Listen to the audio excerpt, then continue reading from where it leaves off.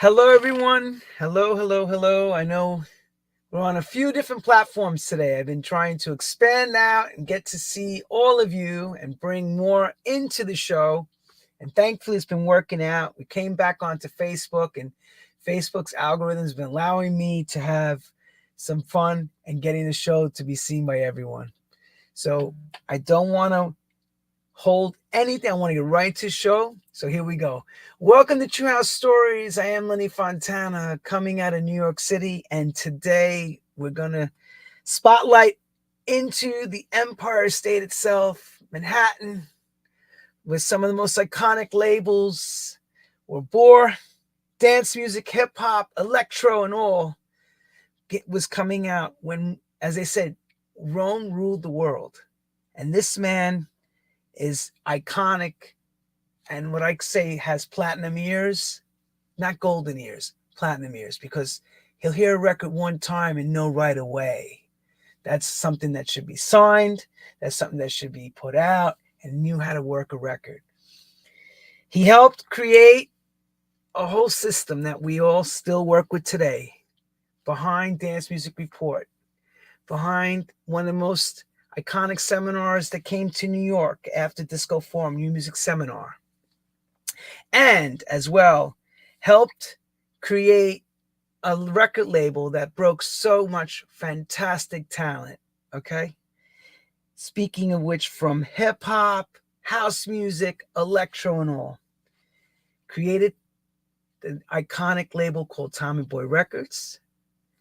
And I'm not going to say nothing more. I want to bring him right up because we got to get right into it. Tom Silverman agreed to come on. I am so proud to call him a friend. I've also worked with him on his label, and as well, he's been with me on tour dates around the world. So it's kind of amazing to have Tommy Boy, Tom Silverman, right here with us live. Tom, thank you. Thank you for agreeing, as always. You know, I can't thank you enough for coming on. Thank you, Lenny. How are you doing? Before I even ask the first question. Doing good. It's doing great. It's interesting to watch the what's happening to the music business today and how things are are in the midst of massive change. But we've seen massive change before, so it's just we just don't know how it's going to play out yet.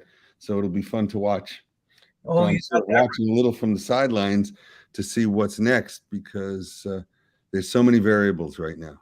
It could go any way.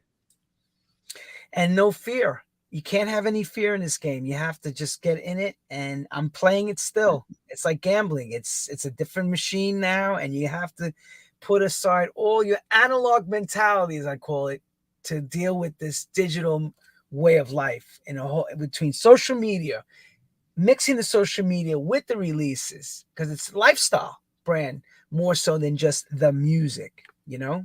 Hmm. From when we came up. Well, when you came before I did, so you understand it even better than I do as far as what it took to build an artist, build a whole release schedule to that artist, and create records that were, should I say, everlasting. You know, nobody knew it better than you, especially with all the things that you've done. But I'm gonna let people hear your story. So as I say to everyone, I ask the one question, and then of course I guide you along the way. And how does music find you, Tom, as a young kid? You know, coming out of White Plains, New York. How did it find me? Or you I found I it. always loved music. When since I heard it as a little kid on the radio, I just really loved it, and I used to listen to the radio late at night in my room, and just became a fan of music. And certain kinds of music touched me more than other kinds. More rhythmic music tended to touch me, but there were different times I was really into blues. I went through a blues phase, and I played guitar and tried to play like you know like Muddy Waters, but I ended up playing like Albert King. I was not great, and I would never be a Eric Clapton. So I said, well, maybe I'll be a DJ. And when I say DJ, I mean a radio DJ, because there were no DJs yet, club DJs really as a career yet. So I went to college and worked at the radio station and was the music director of the radio station and did 2 radio shows. So that was kind of part of that trajectory, but always into music and always into sort of fringe music. There was a radio show in New York City on WPIX, which was a rock station at the time. But on Sunday nights, there was a show by the name of Gus Gossett, this man who was a doo-wop expert. And he would do a doo-wop show, and he would put out these records on colored vinyl, Gus Gossett doo-wop records, where he'd put like 11 songs on each side, and they'd be on different colored vinyl, and they were all obscure, rare doo-wops. And I got into the show and bought all those records and became a doo-wop fanatic, So I was into blues and doo-wop, pretty much anything beyond the mainstream. Obviously, I was into rock like everybody else was into, but that wasn't deep enough. I had to really go and hear more. And most of the music that really connected with me was Black music. So actually, White Plains was about 25% Black, 25% Black. But I ran the track team, which was 60% Black. So the people I was around were listening to music like that. When I was in 9th grade, I remember going to they call it the Hub. You'd go at night, and they have a jukebox, and they'd play Motown songs and Temptations records, and I don't know what year this was, like 1967 or 66, and I got to learn really about what the kids from the streets were really into early on, and I started to get into it myself. So you're coming from basically a Motown era. Now, when you say Gus Gossett, is it kind of like Cousin Brucey in a sense? He was? No, not at all. He had one show a week. He spoke on the record, and you can hear air checks on YouTube if you ever want to check it out. And he was a crazy guy. He ended up going to jail, and I think he got killed or died in jail. He was crazy. He went to jail for holding gold, which was against the law at the time. You weren't allowed to hold and sequester gold. That was just against the law. It had to stay in circulation. Only the government could do that. And he went to jail for that, supposedly. But who knows what else there was, because in the world of doo-wop, there was a lot of unsavory characters. It just turned out that, the Jews and Italians that started the music business in the 50s, the record business, I should say, really, it was by any means necessary. It was a tough business. You sold 45s, and they were like, you're selling for like 25 cents each or something like that, or less. So how much money were you making? I mean, the artists got screwed, but everyone got screwed because it was such an unprofitable business. Everyone had to do it because they loved it. It didn't make sense. You didn't get in business to rip off artists. You got in business because you love music. No, but Morris Levy, I was going to say, Stan Hoffman would bring you a contract, say, sign here. Stan Hoffman, who then went on to manage boxers. Right. Another business in that same kind of genre. But they love the music. Morris Levy loved Latin music. He started Tico Records, and they loved to dance, and it was interesting to see. I wonder if there would be a music business if it weren't for the Jews and Italians, and almost all the labels in the 50s and 60s were independent. The Beatles' first records were on independent labels. You didn't have the dominance of the majors that you had here for the last 40 years before that. Well, because it wasn't that interesting. How much money can you make selling little 45s, and the album business didn't really start till 68, in any significant way. 69. They were out before then, but they didn't sell very much. Right. And most of it was jazz, or like you said, Latin. Mostly, and at the time it was show tunes, Broadway shows actually, and movie soundtracks is what sold the biggest on albums, and then classical and jazz also. Yeah. So then take us from now. I understand you're the radio guy, musical director from the station, and you're starting to now come into New York to get promotional products. Yeah. I'm going to school in Maine at Colby College, which is way up in Maine. And it's the whole state of Maine at the time might have had 14 black families in the entire state. There was no record store in Waterville, and or anything like that. So we started, we expanded the radio station, and we were on the top of a hill, so we got a pretty good signal. And we did some fun stuff.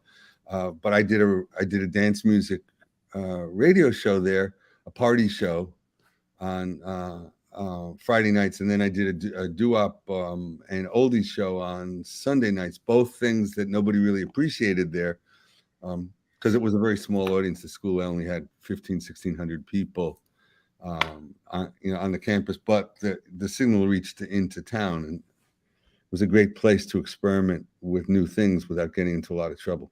Question: was it AM or FM at the school? FM, 10-watt FM. Because 1970, I remember when FM started. That was a brand new frequency modulation was brand new. That's right. It's like Chicago were brand new that were pushing albums. Right. Actually, now that you mention it, when I got there, it was a carrier current station. So we had to have these devices in the dormitories, and you had to plug your radio in, and then it would come up on, I guess it was AM or FM then, but when we took it FM 10 watts by the time I was a freshman, the end of freshman year. And then the next year I became the music director, and my roommate was the station manager. So we kind of controlled the radio station. We lived in a fraternity where a lot of us were DJs, and we would bring bands to Colby to perform. And we just became entrepreneurial about music. See, that's interesting. I'm glad you said that now, because I wasn't sure. I'm thinking at the time, because I'm trying to calculate the age you are, college, and the era. 72 to 76. Okay, so I'm in college. So I'm going down probably by 1975. Every time there's a school holiday, I'm in New York. I go into the city, take the train into the city, and go stop by all the record companies and get records for the radio stations. And I would I'd go and pick up records, and by the end of the day, I'd be carrying them on either side, and they were so heavy that I'd get bruises on my hips where the records were pressing down on my hips. And I had brought them, just holding them like this, on the train all the way back to White Plains, and then driving all the way up to Colby to play on the radio station. So that's how we really started getting lots of stuff. And then we got notoriety because they started to know me as the guy from that radio station, because every record company had departments for college radio, and except the smallest ones. And in those, I got to deal with the actual heads of the label or top people in the labels, because they only had 10. I'm glad you said that, because every first generation DJ I know said the same thing to me. They would go up to labels and they would tell these guys, go away. Eventually, of course, Mancuso and them helped create 99 Prince Street Record Pool, and all that comes later. But I was thinking they must have had a college department to help you guys out with promos. Yeah, they did. And then, even after the record pool thing started, you have to remember some people still came by to get records, mainly DJ Patches. For anybody in the record business will remember him. He was from Long Island. He'd knock on everybody's door and try to get more records. But, I don't know why he wasn't in the record pool. He probably was, but he wanted more. I mean, there were a lot of vinyl junkies. Oh yeah, because we all used to do that too. We used to go run around to all labels. Hey, what new test press did you have? And of course, you want to make sure certain guys have it because of their reach with their audience to help you in promoting a record. So now here you go. So you're figuring it all out as you're in college. You're getting the stuff. Where does this time that you come into New York and the first forum begins? And if I remember correctly, they had the first disco forum. After college, I graduated from college. Didn't think it was realistic to have a job in the music business. I was thinking about being a radio DJ. I didn't think my voice was good enough, and I think I would have to go all over the world to, I'd never be settled, because DJs would go to different radio stations, and so I just didn't think it was a business. So I went to graduate school in what I had gone to college for, which was environmental studies. Actually, I went to graduate school in environmental geology, and I got my undergraduate degree in environmental studies, believe it or not. And then I went, so I took 2 years off, applied myself at school, tried to get jobs in environmental studies, got no jobs, no offers. I sent out 200 resumes, had 2 interviews and no job offers. This was beginning of 78. I get a letter from my old college roommate who was the station manager at the college radio station with me, and my roommate for 3 years. And he's a guy named Scott Anderson. And he says he's working at Cashbox in LA. He's doing the R&B chart at Cashbox, which was like Billboard. And there were 3, Billboard, Record World, and Cashbox. He's at Cashbox. And he says, disco is really starting to break. It's 78, now Saturday Night Fever had just come out. And he said, let's start a tip sheet for DJs. We could make $40,000 a year. That was a huge amount of money in those times. We were hoping, with my graduate degree, I was hoping to make $14,000 a year the first year. And I got no offer. So I was really depressed. I said, listen, I have an amazing resume. If I can't even get an offer in interviews, I'm out. And I got this letter at the same time. And it was one of those Tom Cruise moments when you just have to say, what the fuck?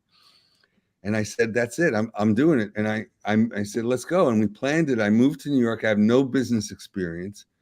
I rented an apartment, borrowed $5,000 from my parents, and started Disco News. And Scott came later. Look at this, guys. Look at that. Thanks to Jackie McCoy. Last minute, send it to me. Jackie's all right. Yeah. That's November. It started, I think, in August that year. It started the same month that KTU signed on the air. So yeah, and we had to change the name to Dance Music Report because disco died because of people in Chicago blowing up disco records and the Disco Sucks movement, which was really crazy. And I wrote articles about it in Dance Music Report about how 7 of the top 10 records of the year were disco records. They just didn't want to call them that anymore, whether it was Michael Jackson or whatever. They were all club records, really. So disco never died. It just changed its name to protect itself, So we had to change our name from Disco News to Dance Music Report. This is what I'm wondering. You said the Tom Cruise moment. How scared were you to take the money from your parents? Risky business? Yeah, talk to us about that, because people don't, they see the after effect.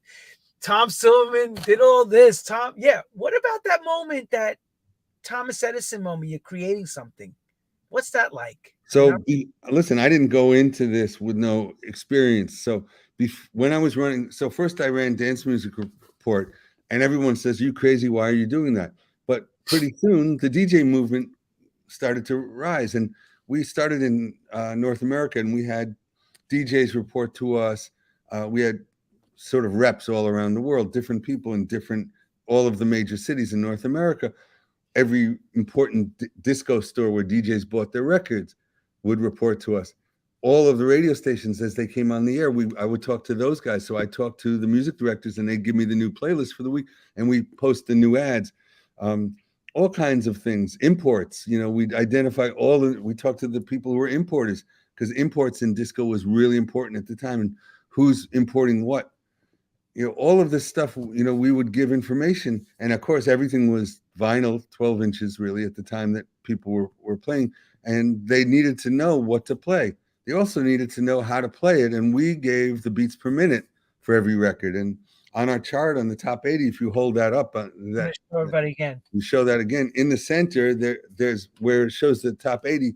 We eventually made it a fold out, and we put BPMs next to each one. It didn't start in the first Disco News. There was a guy in Albany, in Ballston Spa, New York, named Tom Lewis, who did a thing called Disco Bible. Yes. And he'd send out this, you'd subscribe to it for whatever, $100 a year. And once a month, he would send you a book like 4 inches thick, which was just a printout, like one of those green and white printouts from computers with the holes on the side, that listed in alphabetical order all of the records, and also in BPM order, so you could know what would mix with what, and you could plan your sets. Of course, there's none of the stuff that makes it easy to do that today. In those days, you really had to do some homework. and some rehearsing too. And you had For those people who like that. Yeah, you had to rehearse to be good at what you did. That's Yeah. why you became a great spinner. Did you ever DJ? We know you Yeah. did. So in 1975, when I was in college, when I started doing the disco show, the live disco show, I did it live remote from a club in Waterville, Maine, called the Seventh Chord, and I used 2 record players, and I made my own mixer from Radio Shack parts without headphones, no queuing or anything like that, just 2 big attenuator knobs plugged into 2 record players. One was a changer and one was another record player that I happened to have, because there wasn't really that much, or if there was, I couldn't afford it yet. And we used to go down to Boston to hear like Joey Carvello spin at Yesterday's and stuff, and so that was pretty exciting. Then Joey came up to Waterville and actually moved up there and lived there for half a year DJing in one of the clubs up there. See how funny life is, everyone? Joey Carvello goes on to work with Ray Caviano later, RFC, but this is way, way before. This is prehistoric. When he used to come in for the disco forum and the new music seminar, he used to stay with us in our apartment. It was always fun having Carvello. You were doing live simulcast at a time when that was like way before Disco 92, any of that happened. Way before. Yeah, an audio only simulcast of and people would listen, and when that stopped, I just continued doing it from the studio. But that was 75, so that's when I started spinning. It wouldn't be spinning like we knew today, because I had to play like a lot of 45s. There weren't 12 inches and 75 available on most records. That's right. Like Lady Bump, one of the first. Came out as a 45 only, and then I think they might have done promo only. Penny McLean, Lady Bump, one of the early disco records. But we also played Earth, Wind and Fire records, and they only were 45s. You played anything that you could dance to, basically, that you could find. And that was really true, because people didn't make dance records yet. They made records you could dance to, and there weren't that many of them. So having a publication like Disco News Dance Music Report was very helpful, because you didn't want to miss anything, and this whole idea about major labels and independent labels, I would go get records from all of them, and anyone could have. I remember stopping at Delight Records, where they had and getting 45s of Dreamin' a Dream. That's right, Crown Heights Affair. Yep. Made in USA, like really interesting records. And to me, they were exactly the same as if they had been on RCA or MCA or Warner or Atlantic. It didn't matter. It was just a record, and it was either a great record or not a great record. The company didn't matter, to the DJs at the time, and to the press at the time. I guess you could consider us media. We were press, and I was selling ads. I was laying out the publication. I was bringing the newsletter to the printer to get printed and picking it up after they printed it and stapled it. And then I would bring it to all of the record stores in New York where it was sold. And we have a little stands we made where we could sell it at the record store. So all the places where DJs bought records, one is still around. Can you guess which one it is, Lenny? A1? A1 Records?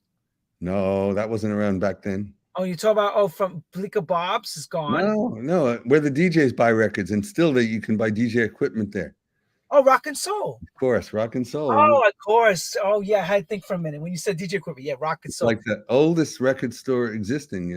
It's left. And then because I was writing about dance records and music, and I had a differing opinion, because Billboard had a very big disco section, and they started with this thing called the Disco Forum, and they were doing it once a year, and then they ended up doing it twice a year, and they did one in Chicago, they did them in LA, but mostly they were in New York.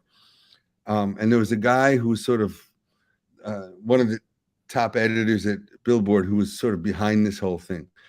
And he thought that disco was a kind of music. I disagreed with him. I thought disco was the music that gets played in discos. So if you go to a Latin disco, that's Latin music. If you go to a Jamaican disco, it's reggae and dancehall, or maybe it wasn't dancehall yet, but whatever, depending if you go to a black club in New York City, it was more soulful black R&B music.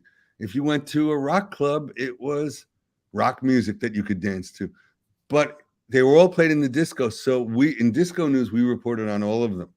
We didn't think there was a record because of how it sounded that was disco. If you could dance to it, it was a record that could be played in a disco. Maybe not your disco, but a disco, some disco. But you're saying that you didn't genre it. You just said if it's played in a club, it's a disco record. Period. Right. And so when we switched to Dance Music Report, it cleared all that up in a way because we were reporting on dance music. So we invented the term and trademarked the term DOR, dance-oriented rock. Yes. That was ours, and we made a logo for it. We reviewed reggae records that were like reggae versions of Michael Jackson records or other things that were fantastic and got played in the clubs too. Well, can we also give Vince Aletti a little bit of credit too because of his attributes doing that he wrote for that for Billboard. Yep, not Billboard. He wrote also for Record Mirror, Record World, and he mentioned about the first disco records that Mancuso was playing. Yes, well, the first records because Mancuso was the first disco DJ in America, arguably. So yes, and he didn't mix. Right. He played a record to the end, and he still does. To the end, he was playing a record, and people would cheer, and then he'd play another record because at the time when disco started, it was really about content, not mixing. Mixing wasn't what defined a great DJ. Choice was, what record will he play next? Even Larry Levan. Oh my God, he played this record. What's he going to play next? That was more important than how he played it. Did he do this loop and set up this crazy thing with overlays? Even though he had this Richard Long sound system, Richard Long, who I got to know, also did the sound system at Paradise Garage and many other places. I used to interview him for Dance Music Report. So it gave me access to everybody, to record stores, to record companies, to everybody. I got in the door. It was the greatest education ever. Well, that's what I was going to ask you. That's kind of like you're seeing the bones of everything because you're talking to everyone and you're also extracting their business models and seeing how they're doing what they're doing to come up with your own. Yeah. Way. It was a tough, I was making $75 a week, $60 after tax. Yeah, everybody listen to that. $75 a week after all the expenses. Oh yeah. Thank God my parents lent me $5,000. I was going to ask you, how much was rent back then for your apartment in those days? $720 for a two-bedroom apartment on the Upper East Side. And we all lived there, the three of us that ran it, and we had a lady that came in and we typeset it initially on a IBM Selectric typewriter, and later we got our own typesetting machine, and it was a little more professional, but we still ended up with film, and we had to cut things out and wax them down, and I did most of that. So it was really, and I did a lot of the review writing, and some articles, And so one day I get this call because one of the record stores in New York City that reports to us is called Downstairs Records. It was a doo-wop store. I knew about it because being into doo-wops, it's where you'd go to in New York City to find doo-wops. There were a couple of record stores like that, Colony Records, which was a big show tunes record store up on the West Side, in the 50s. But they also had all the disco records too, and you could find sometimes doo-wops there. But the best one was Downstairs Records, and it was on the subway platform going down into the 42nd Street subway on 6th Avenue and 43rd Street is how you get there. So you really had to know about this place to go there. And they used to advertise a little quarter page at a lot of the record stores would advertise, and that's how we would survive. Prelude would take a little ad, West End would take a little ad, a couple $100 or whatever, but it helped pay the costs of keeping it alive. Anyway, I get a call from them saying, we're opening a new room. You got to come down. It's called the break room or something like that.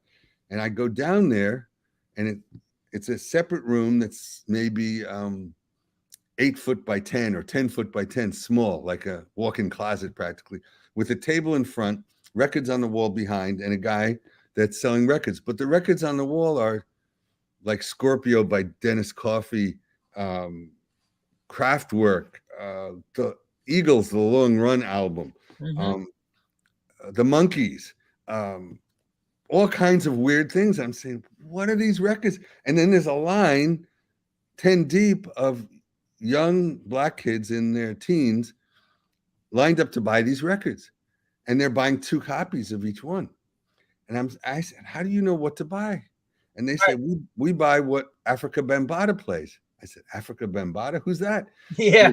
And the guy in the store, who was the guy we would get the reports from every week, told me and gave me his phone number. So I called him and went to the Bronx to hear him spin. And the rest is history, really.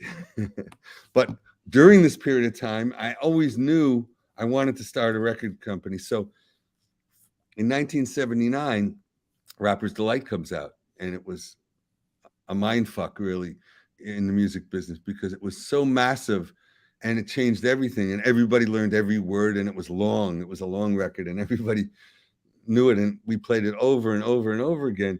And I realized this is going to be a big deal. And I said, I have to start a record company too, because if Sugar Hill can be successful with the kind of people doing the things that they might have been doing, if you pay the artists and you try to do the right thing, you can only do better. Right. And so I felt like, hey, how bad can I do? These guys had probably the biggest record of the year.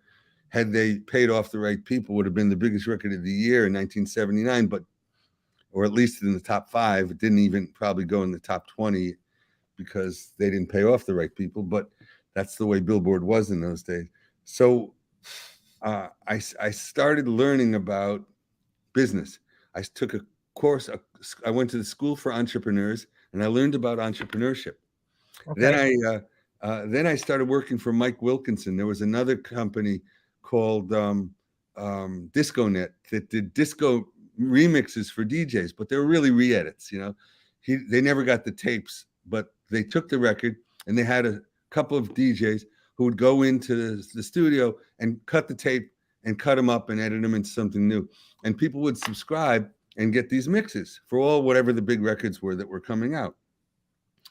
I don't know how he got permission to do. I guess it was a subscription thing. I don't know if he shared it with the labels. I'm not sure how it worked for the legality of it, but he decided he wanted to start a record company now too. This guy, his name was Mike Wilkinson. Yep. He was an ad executive. He made a lot. He was a gay ad executive, made a lot of money in advertising. He was in charge of the Mooney aircraft. It's like Cessna, a small personal aircraft that people would buy, like, little propeller planes. And he did the advertising for that. And he worked, on Madison and 40th Street. And I'd go to his office and help him set up Import 12, which was the label he started. And I set up the distribution before I set up Tommy Boy, because I didn't know what I was doing. And I wanted to learn at somebody else's expense. Can I interject, everyone? Import 12 inches where we had Man Parish, Hip Hop Bebop. That's part of what he's talking about. So he's talking about it from, right. He's talking about it from when he's working with the owner of this DiscoNet Import 12. Sorry, go ahead.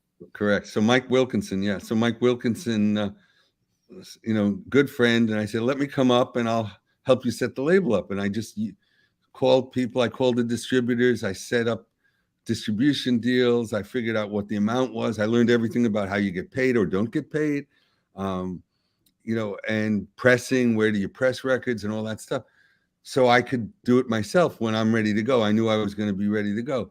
And then in 1980, when I went to hear Afrika Bambaattaa spin in the Bronx, and I see him doing that, playing the Monkees mixed with James Brown, playing Kraftwerk mixed with George Clinton. I'm saying, this is a total mind fuck. I said, do you want to make a record that sounds like this? I didn't have a record company yet. And he said, yes. So we went into the studio and made an 8-track demo in Mamaroneck, New York. Who was involved? Who was production part of that? Just he and I, and a guy that worked at Sam Ash in White Plains, who was the synth guy, came in and with some synthesizers and stuff, and played some parts. And my idea was to use 5 or 6 of the hooks from songs that Bambaataa were big for Bambaataa. They don't like Kraftwerk, like what was the other one? Babe Ruth, the Mexican. Yep. These were like classic breakbeat records that were selling in that store, and that Bambaataa actually made famous, most of them. I forget what some of the other ones were. They didn't all end up in the final thing, but we made a tape, a cassette, and I played it for Arthur Baker. And he said, I love that. I said, so you want to produce it? You can produce it with me, And Mike Wilkinson said, oh, yeah, I'm doing this song called Vina Cava on Import 12 with this guy named John Roby. Why don't you use him? He's great at synthesizers. So Arthur and John Roby went into the studio, and we all went in and to make this record that was going to be called Planet Rock with Afrika Bambaattaa. And I'd already released a record with Bambaattaa the year before called Jazzy Sensation that came out in '81. It was the first one or two records, or Jazzy Sensation, were they pseudo hits at any level, or just Jazzy Sensation earned me enough money to pay my parents back. My parents lent me another $5,000 to start Tommy Boy 2 years later. Parents, man, I know. Talking about throwing bad money after good, that. That's what I was going to ask you. She's giving you more money. They're giving you more money. What are you doing now, Tom? After that first record, I paid them back. So that one did 35,000 12 inches. And 12 inches were $398 at the time, but still pretty profitable. I didn't have to make an album. It was really one song, 2 sides though. Arthur's wife sang on the other side. Tina B at the time? Tina B, yeah. Yeah. The Cryptic Crew was the group that did the B-side. And at the time, hip-hop, well, it wasn't called hip-hop, but rap records didn't get played on radio. Black radio had a no rap policy across the country, except for very few places. So we wanted to expand our chances. We did it on Planet Rock too, and we put we put a version without a rap on the other side that had sort of singing on it, so it could get played where dance music got played. I was not a hip hop guy yet because hip hop hadn't been invented. This was just dance music, a different kind of dance music. Right, slower. In order for me to get DJs to play it, that's how they had to do it. The Kraftwerk replay that John Robbie did in Planet Rock, did you have to clear that right away, or was that something that you did later on? How did that work in those days? Because this is all new, this sampling and not even replay or whatever at that time. Yeah, I had to clear the publishing because I didn't do any sampling. I mean, it was all replay, and I had to give up all the publishing on Jazzy Sensation to the Gwen McRae version. But today I probably wouldn't have done that. I would have been able to negotiate a split of some sort. Right, but it's early days. So what about now, like with Planet Rock, with da da da da, with the Kraftwerk part? Well, I thought it was an interpolation. I didn't think it was really, there's a lot of stuff in there, like there's a lot of things in there that are reminiscent of other things that Bambaattaa was playing, and this was reminiscent of Kraftwerk. It wasn't an open and shut case. It certainly wasn't a sample. It was all played. Oh yeah, no, we know that. And it was played. It was differentiated, but it had similar things in it. So Kraftwerk came after us. They did with their publishing company. Their publishing company has the ironic name of No Hassle Music. They gave us quite a hassle, and we ended up having to settle. Now, Arthur had the publishing. Tommy Boy didn't have the publishing on that, but we didn't want the record to get stopped. So all of that happened. It was really, it was pretty exciting. But, if you go back to Jazzy Sensation, yeah, it was a hit. I noticed that Simon Harris is online here, and he talked about how big it was there. It was big in France as well. There was a significant DJ in France who his DJ name was DJ TB 821, which was the 1982 remix catalog number of Jazzy Sensation. So he took that as his DJ name, It's TB821. funny you mention that catalog. Now, somebody sent me a private message this week about that. Why did you start at the 800s with the catalog numbers? 1981. 81 first record, 81 one, 81 second record. 81 Nobody knows that. That's why they want to make sure. TB811 was Cotton Candy, Having Fun. TB812, the second record, was Jazzy Sensation, and that came out late in the year. So then TB821 was the remix, the Chef Pettibone remix of Jazzy Sensation, and then it went on from there. Planet Rock becomes a massive hit. How does your life change and record label change at that point? I can hire more people. I can, expand the company a little bit more. I can sign more stuff, I guess. At the time, I think Monica Lynch was the only employee. She was working mainly with the newsletter. And so it was myself and her, and then some part-time people that came in to do other things. And then as we got more money, we were able to hire more people and expand the business. Okay. And then this is the other thing I'm thinking about. You've created a whole street thing that the Fun House is starting to play these records. Okay. Playing at your own risk, Soul Sonic Force, all that stuff starting to hit the streets, crossing into radio too. How does that change everything? Because you went from street credibility to now commercial level. Okay, well, we're leaving out a very important part in the timeline here, which make me think of it really. Tommy Boy starts first record mid 1981, first releases. I'm doing the stuff with Mike Wilkinson the year before, and I released a record on Tryon Park Records. I paid for it. I released it.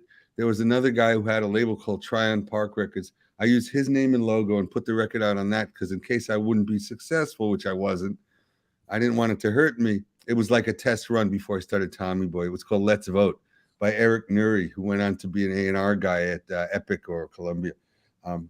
Harvard kid, won a Black Voters Registration theme song, 1981. Before I released the first Tommy Boy record, very beginning of 1981. 1980, I'm going to see Bambaattaa in the Bronx. But also 1980, this is when the Billboard Disco Forum starts moving to 2 episodes a year. So we said, you know what? We think that the Disco Forum sucks. They're ignoring everything new that's happening, and they're only talking to the same people over and over again. Let's invite and give a voice to people who aren't getting heard, people from other places and other cultures, different genres of music, and not just disco. Bill Wardlow was the guy at Billboard who sort of made this definition of disco. Had to be 4 on the floor. It had to sound like Village People or it wasn't disco, and so to me, that wasn't what we thought. So I got together with Mark Josephson, who had Rockpool, and we started the we started the New Music Seminar in 1980, and it went parallel. We ran it exactly the same time as the Disco Forum was happening at the Hilton. We were a block away. It was just a one-day conference, $25, $29 to go. And it was at the SIR rehearsal studios in 1980, wow. Right? And it wasn't a moneymaker. It lost money, but it was a chance and we promoted it in Rockpool and Dance Music Report. So we had a pretty good turnout, and we had good people on panels talking about things that they would never talk about a block away. And people loved it. They got excited. They got turned on. And the next year we expanded it and did it in a nightclub called Privates, a nightclub on 85th Street and 3rd or Lex 3rd, I think. And that was when we had our first, in 1981, we had our first spinning exhibition where we had Jeff Breutman, who was working for Dance Music Report at the time, given demonstration of how DJs spin records and do overlays and all the things that DJs were doing in 1981. And then we had WizKid do quick cutting and show how people were cutting records in the hip hop world and what was happening there. And he did like crazy stuff. And the room was packed shoulder to shoulder. There must have been 150 people in their room. And Jeff Breitman was great, fine, and everything. But when they heard WizKid spin, they just started to scream. It was like they had never seen anything like it. And Right. there was people already coming in from England this year by 1981. So in 1982, we expanded and went to the Sheraton and started the DJ battle for world supremacy. And then the year after that, we started to add the MCs battles as well. So the New Music Seminar is the place where everything cross-pollinated. And we put that all together and we promoted it to all of the readers of Dance Music Report and Rockpool and word of mouth through our team. And we took ads, we did trades with all the other publications to make it bigger and bigger. And really there we treated black music, white music, gay, straight, disco, all was one thing, all was cool. Everybody was accepted in the party. It was really great. And it is true, everyone, because I learned a lot in those days before pre-internet, pre-everything. You used to get your Dance Music Report and you'd be seeing a spotlight piece on a DJ or a spotlight piece on Richard Long or whatever, Alex Rosso. It could have been anyone but they made things aware that you never had any chance of really. There was no library to go run to and go look at stuff. This was the librarian in a sense. Now, Tony Prince with DMC and all that. Their model sounds like comes after your model. Yeah, it did come after, and he came to the New Music Seminar, and he used to advertise and take a booth and sell his things. But yes, his battles came after. Hey, everyone. Yeah, but also our model for a conference influenced the origins, of Winter Music Conference, of CMJ. Correct. College Media Journal had a big conference in New York. And most important, South by Southwest. They say it on the record. They came to the New Music Seminar. They invited us to do New Music Seminar South. Mark Josephson didn't want to do it in Austin, and it was going to be tied in with their newspaper there. And the newspaper in Austin used to take a booth at the New Music Seminar. And they went back and said, let's do our own. And the rest is history there.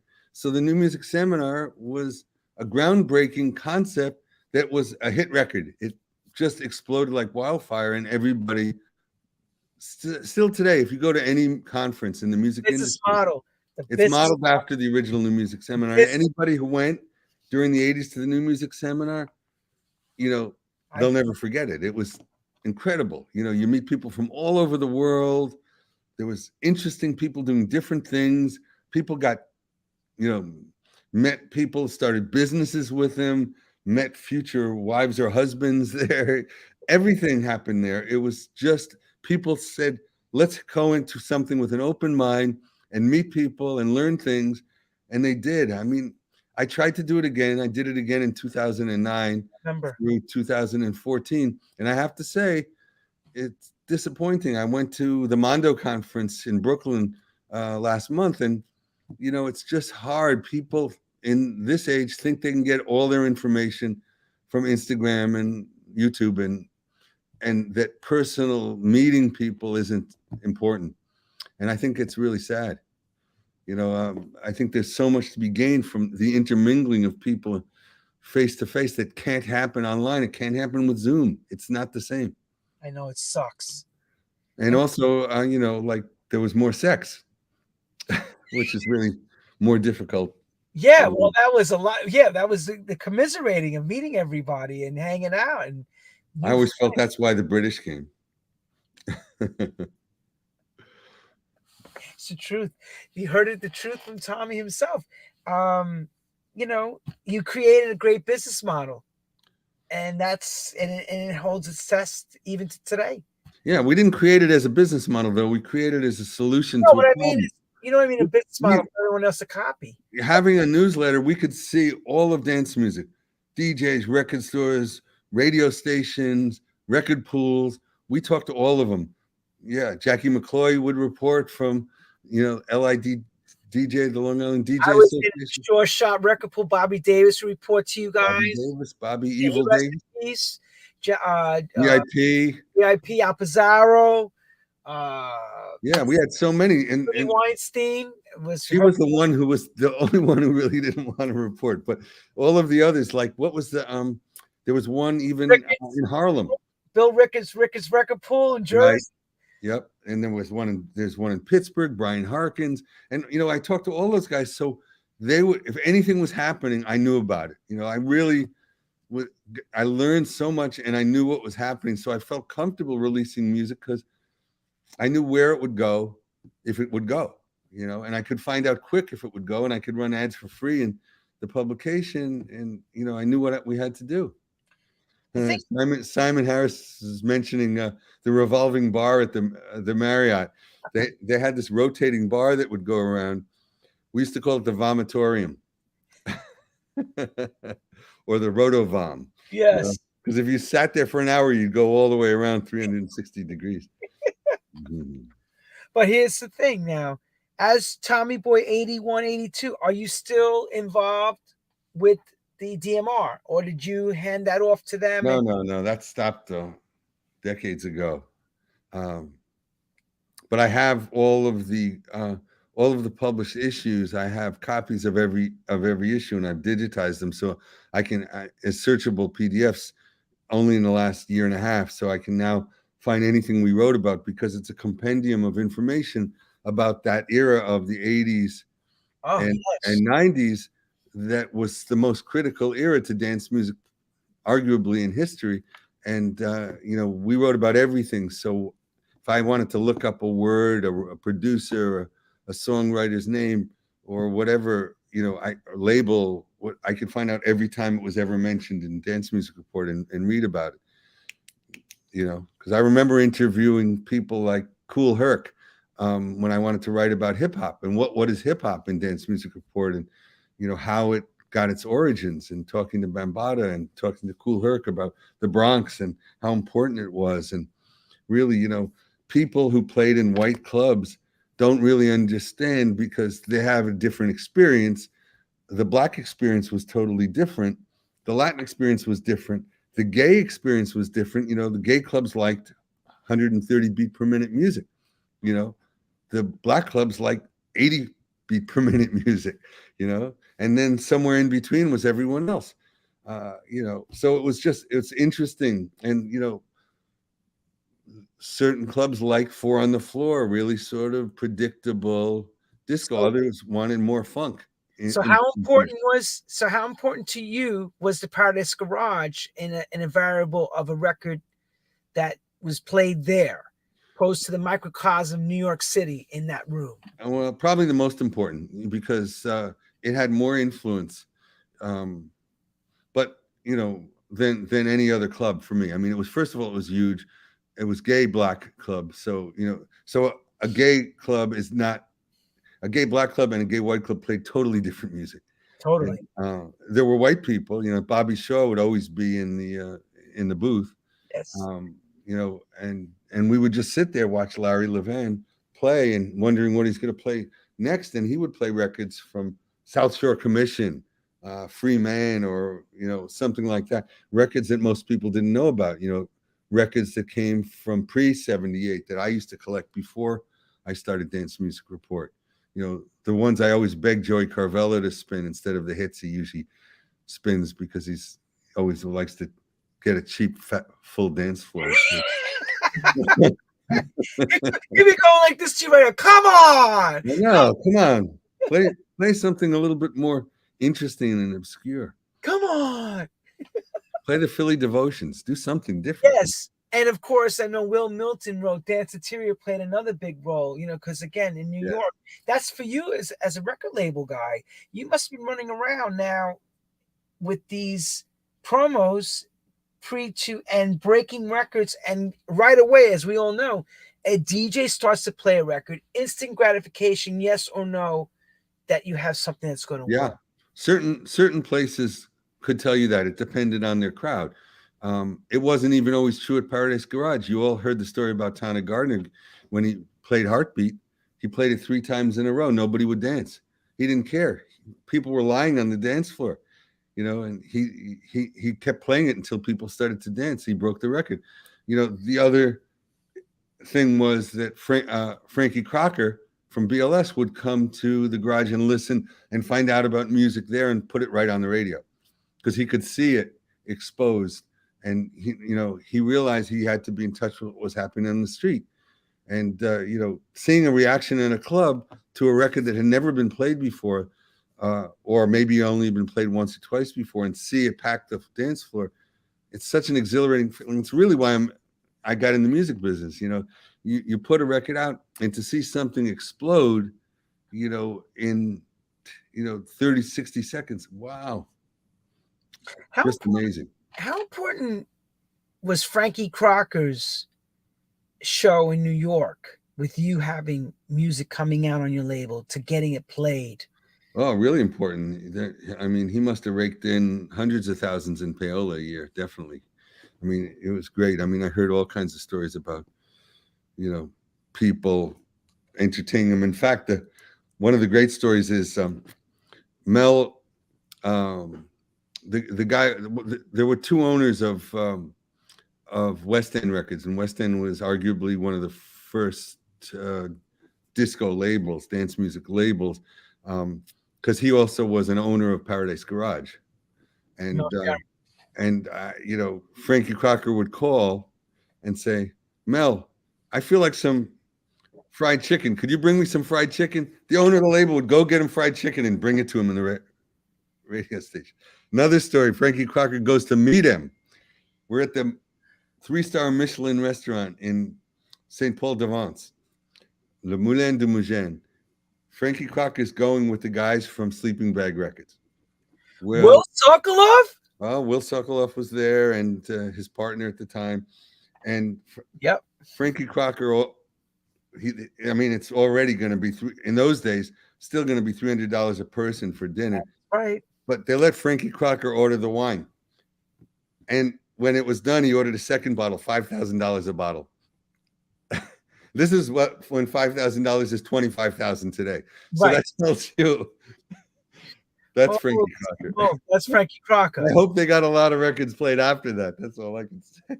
Yeah, $25,000. Holy smoke.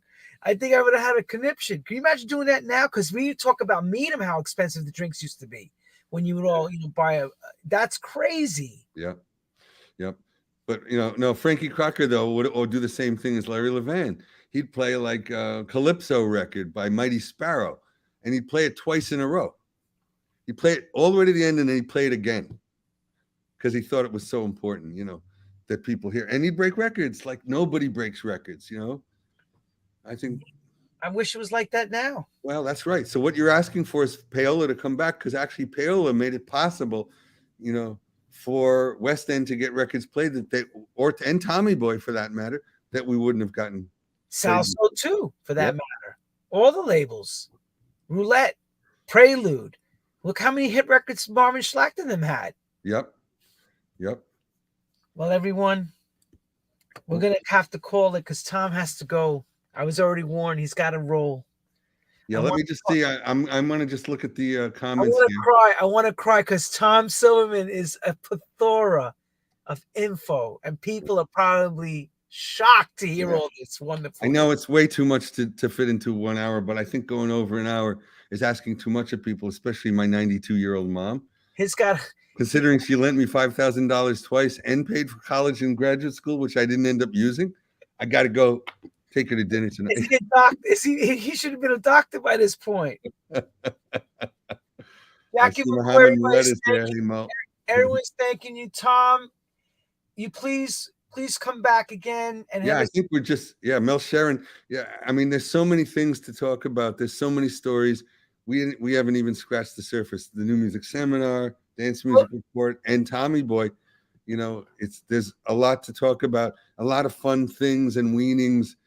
Things you wouldn't expect that successes and failures breed. You can learn from success, but you can learn more from failure.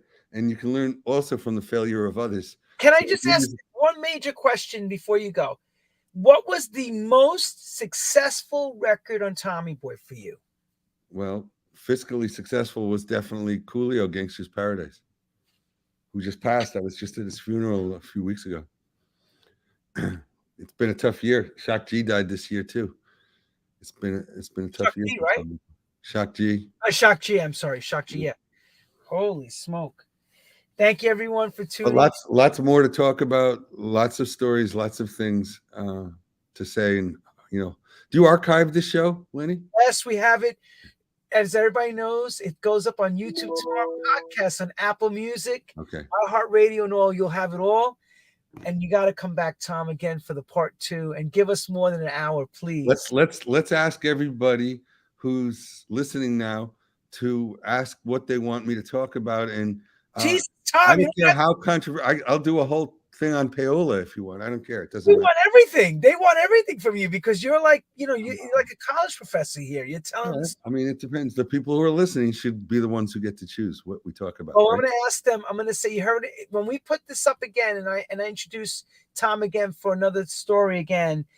Please put forward all the questions or topics that you want to hear. That's most important to you all because we need him to tell us. Payola is a big thing. People don't realize how important that was. That brown bag was huge. Because radio programmers are like Pavlovian. They want to play records that sound like what they're already playing. Kind of like what algorithms are doing in Spotify and other places now. They recreate the past and prevent innovation from happening. So if you have a freak record like Planet Rock was, radio would reject it because it didn't sound like anything that they've ever played. But when they played it, it would light up, the phones, and then they realized they had to play it, and it would spread from station to station. And what do we call that now? We call that virality. But that's what everyone talks about, going viral. Records went viral before there was an internet. Before there were cell phones, records would go viral, and they went viral all the way back to Tommy James and the Shondells. If you read that book about Morris Levy and Tommy James and how Hanky Panky broke back in 1965 at a sock hop, which is a DJ session in Pittsburgh. Somebody played it and all the kids went crazy and started dancing to it. So it happened to be a radio guy was there and he put it on the radio in Pittsburgh and it blew up on the radio, and that's what happens. And the artist wasn't signed at the time. It's an interesting story. Anyway, plenty to talk about. We will get you back, Tom. I promise. And you know how hard it is to get Tom on, right? And he agreed. His dates, I got to put this in far in advance. So I will make sure when I announce, get all your questions together and I'll send it to Tom, and Tom will be ready to take it from the part of payola forward. Well, and we have to go back and forth too, because we skipped over a few things. YouTube, make sure you put it in the notes there, asking people to I will in their comments ask what they'd like to hear about. Okay. On that note, everyone, have a great evening around the world, a great day, and thanks you, Tom Silverman. We love you. Thank you. And see you all next week. Thank you.